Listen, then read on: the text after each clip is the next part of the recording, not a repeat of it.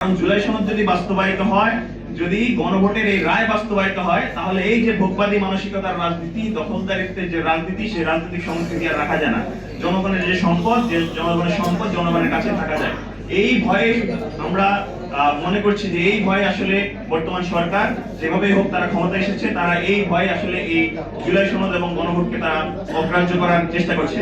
আমরা আসলে অনুভূতি যখন শূন্য পর্যায়ে নেমে আসে, তখন আসলে পদে পদে গ্লানি বইতে হয়।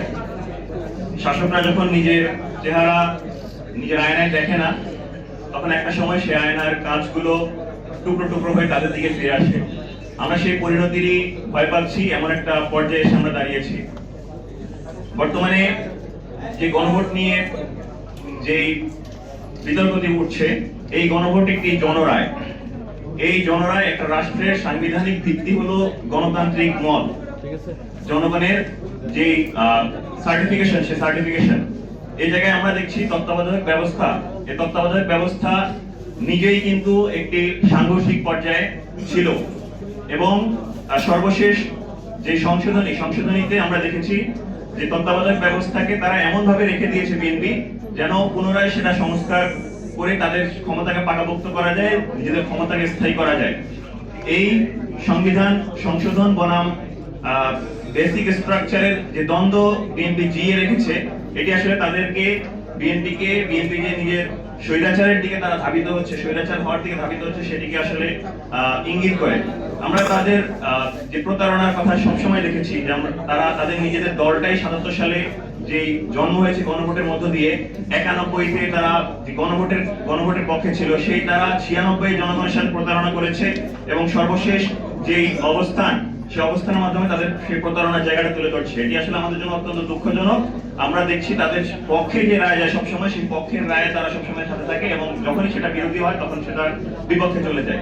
আমরা বর্তমান বাংলাদেশের রাজনৈতিক সংস্কৃতিতে কি দেখতে পাই, যে খাস মহল, বিভিন্ন লুটপাট, দখলদারিত্ব, জলমহল, বিভিন্ন রকম যে বাস স্ট্যান্ড, যে লেগুনা স্ট্যান্ড, কুরবানির পশুর হাট, এই জায়গাগুলোকে ক্ষমতাসীনরা কুক্ষিগত করে রেখে তারা নিজেরা মুনাফা ভোগ করার চেষ্টা করে খুব স্বল্প মূল্যে। দ্বিতীয় আরেকটা হলো টেন্ডারবাজি। এই টেন্ডারবাজির মাধ্যমে তারা ক্ষমতাসীনরা টেন্ডারকে দখল করে এই যে রাজনৈতিকরণ করে এবং এর কারণে তৃণমূলে যত প্রকার সহিংসতা, সংঘর্ষ, হত্যাকাণ্ডের ঘটনা সেগুলো ঘটে। এই রাজনীতিকে জিয়ে রাখার মূল লক্ষ্যই হলো এই জুলাই সনদকে বাস্তবায়িত হতে না দেওয়া, গণভোটকে অগ্রাহ্য করা।